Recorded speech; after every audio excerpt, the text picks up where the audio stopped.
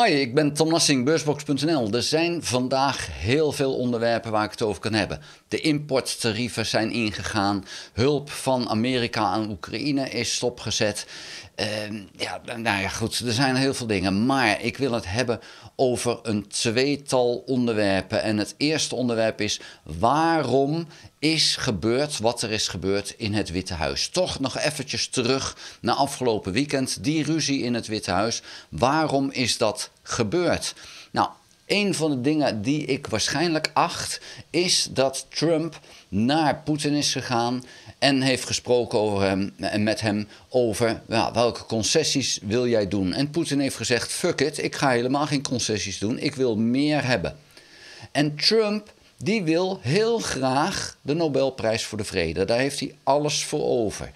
En ja, dan bleek dus, oké, bij Poetin kan ik niks halen. Daar kan ik die vrede niet afdwingen. Dus dacht Trump, zoals hij ook is, ik ga dan naar de zwakkere partij. En hij zag Zelensky als de zwakkere partij in dat conflict. En hij heeft dus gedacht van oké, dan ga ik de duimschroeven aandraaien bij Zelensky. Die ga ik gewoon dwingen om te tekenen, want ik wil mijn Nobelprijs incasseren. Daar is het misgegaan. Ja, en dan vervolgens zie je dus nu dat Trump niet meer teruggaat. Die gaat het dubbel zo veel doen. Dus ja, dan is het vervolg dus het feit dat Amerika via Trump stopt met de hulp aan Oekraïne. Want ja, Trump heeft nog zoiets van hij is nog steeds de zwakste partij in die twee. Dus ik ga hem gewoon dwingen om toe te geven. En dat zien we dus nu gebeuren. En eigenlijk is dus op dit moment Amerika ook een vijand van Oekraïne. En van Europa. En zo moet je dat zien. En dat komt puur omdat Trump probeert die vrede van hem af te dwingen. Maar er is even nog iets wat speelt. En dat is nu dat het dus gaat om een vrede. Om dat verhaal. En wat nu onderbelicht is geraakt is: wat wil Oekraïne nu eigenlijk? En dat is heel onduidelijk. Want Zelensky kwam daar om een grondstoffendeal te tekenen. Terwijl Trump dacht: ik ga hier de vrede bekokstoven. Was het voor Zelensky alleen maar ik wil die grondstoffendeal hebben, want ik wil nieuwe wapens hebben. Maar wat wil Oekraïne nu? Dat is dus compleet onduidelijk. In dat verhaal tussen Trump en Zelensky was het ultieme doel helemaal niet meer in beeld. Trump wilde het een, Zelensky wilde het ander. En niemand weet nu wat Oekraïne nu wil. En daar zal Oekraïne duidelijkheid over moeten verstrekken. Is dat een vrede zoals Trump die voor heeft? Is het een vrede waarbij dan op termijn diplomatiek die grenzen van voorheen weer worden bereikt? Is het helemaal geen vrede? Dat bijvoorbeeld Oekraïne zegt: nee, wij willen doorvechten totdat we het of moeten opgeven, of dat Rusland het moet opgeven, of tot we de grenzen van 1991 weer bereikt hebben. Nou, dat zijn allemaal zaken die zijn mogelijk. Maar Oekraïne moet daar duidelijk over zijn, ook naar Trump toe. Want het is hartstikke leuk om voor een vrede te streven, maar welke vrede wil je dan? Want een vrede met alleen maar eigenlijk dat het betreft een wapenstilstand, wat is dat dan? En een wapenstilstand is geen goede zaak, want Rusland heeft een redelijk kleine economie, maar 40% van die redelijk kleine economie gaat naar het militaire apparaat. Europa heeft een hele grote economie, maar een heel klein percentage daarvan gaat maar naar het militair apparaat. Als we die twee naast elkaar leggen, dan gaat er in Rusland veel meer naar het militair apparaat dan in Europa. Daarbij is het zo dat een dollar die je uitgeeft in Rusland, even omgerekend, die geeft jou veel meer als een dollar uitgegeven in Europa. Dus Rusland kan bij een wapenstilstand haar wapenarsenaal veel sneller opbouwen en haar leger veel sneller opbouwen als dat Europa kan doen. Want Europa geeft gewoon veel te weinig uit aan het militaire apparaat. Dus een wapenstilstand is voor de lange termijn, als je nu een vrede hebt die toch niet gaat houden, een hele slechte zaak voor Europa. Vandaar dat je moet afwegen, wat willen we nu? Maar dan zal Oekraïne als eerste duidelijk moeten zeggen: wat willen we?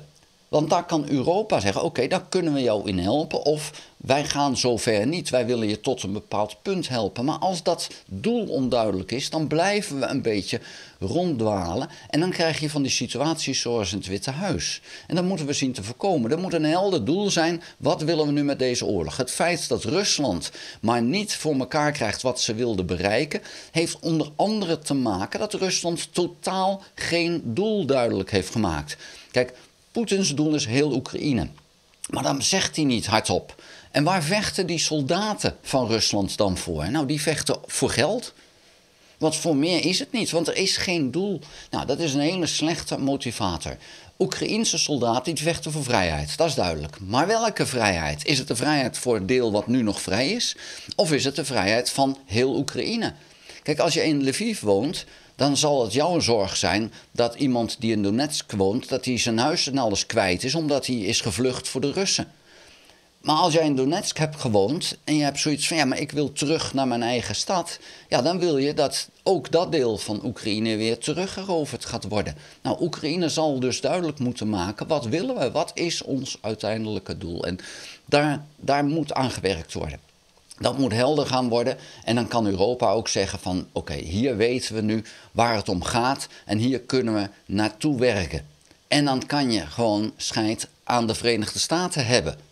Want ik denk niet dat we de Verenigde Staten snel terug kunnen krijgen, tenzij Trump toch weer overgehaald wordt. Ja, dat deeltje. Maar dat deeltje is niks, want dat is voor Trump heel iets anders dan het voor Europa is. Dus wat ga je dan tekenen? Ik zie daar niet een meerwaarde in, tenzij je, wat Zelensky ook vraagt, heel duidelijk meer hebt wat eraan zit. Maar de simpelheid van Trump, ik wil alleen maar een deeltje, die werkt niet in het voordeel van Oekraïne.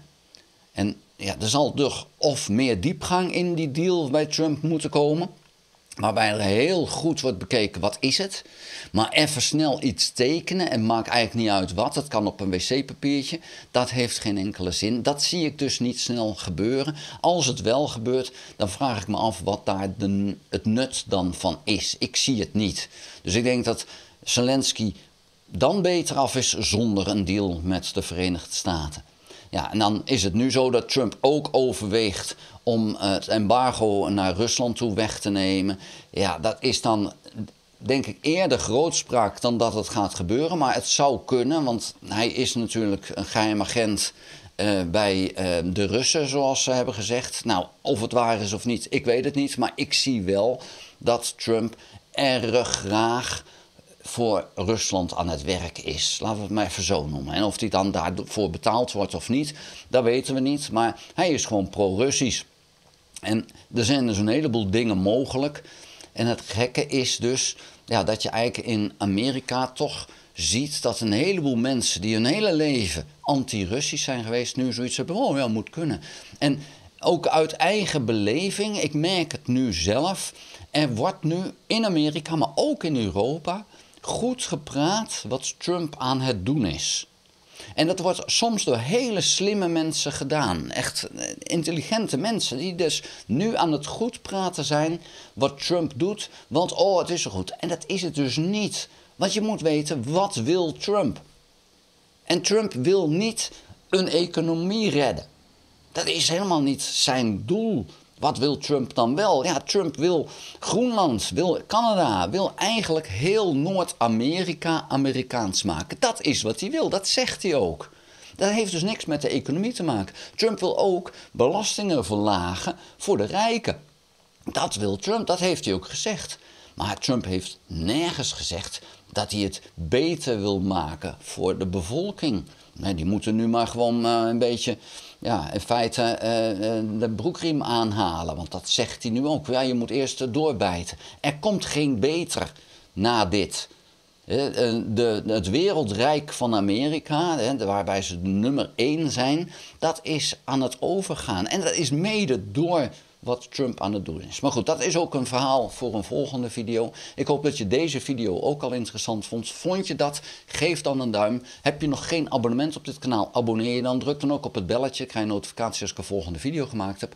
En ga ook naar de website www.beursbox.nl en schrijf daarin op de gratis nieuwsbrief. Ik schrijf hem iedere werkdag en dat doe ik al vanaf april 2001. Nou, ik hoop dat je daar dan even heen gaat en inschrijft. Dank u wel voor het kijken. Tot de volgende keer. Houdoe!